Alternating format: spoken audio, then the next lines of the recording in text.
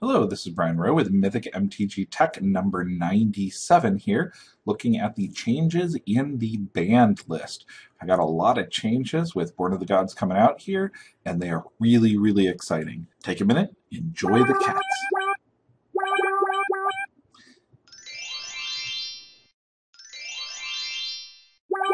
Get out of my house. The first one that I want to substantively talk about here is Sylvan Primordial.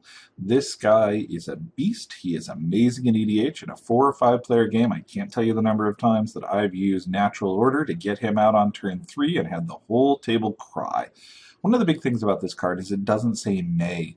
It really punishes everybody else at the board. It's ramp, it is destruction, and it's an incredibly significant body. If this guy was a 2-2, I would still probably play him, but a 6-8 with reach, oh, he's a monster. I understand why they're banning him. A lot of people are going to be looking for replacements. I would suggest Woodfall Primus or Bane of Progress as cards to replace Sylvan Primordial in your deck. I really would have rather have seen Deadeye Navigator go, but I understand Sylvan Primordial as the choice in this spot. Next one came as a bit of a surprise to me. Deathrite Shaman, which is one of the most fair cards I actually believe in Magic, has been removed from the modern environment.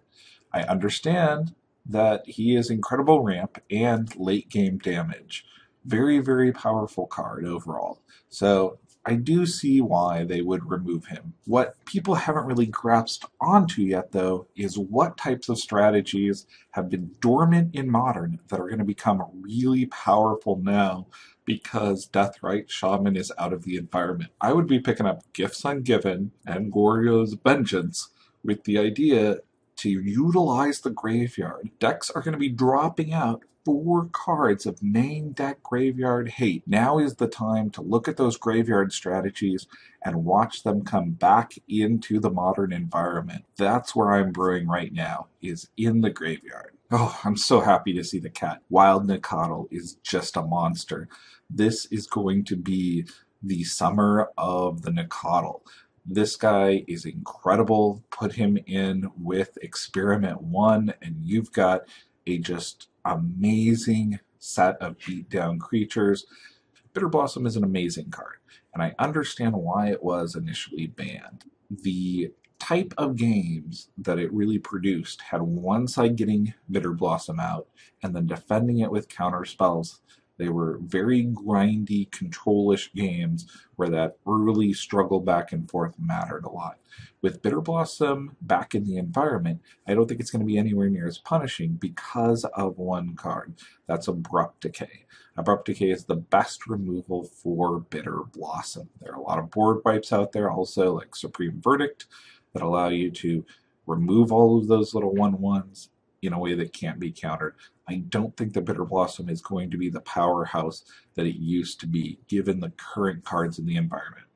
One other thing I really want to point out to individuals is that Lightning Bolt has just went up in stock. Now, it's been reprinted so many times it doesn't actually have a huge value to it, but both Bitterblossom and Wild Nacatl are super susceptible to Lightning Bolt-based strategies. Nacatl dies to Bolt, being able to Snapcaster back a Bolt is great, and Bitterblossom has always had the situation where you're giving up your life in order to do a bunch of damage to get those creatures out. Take advantage of the fact that people are going to be giving up their life.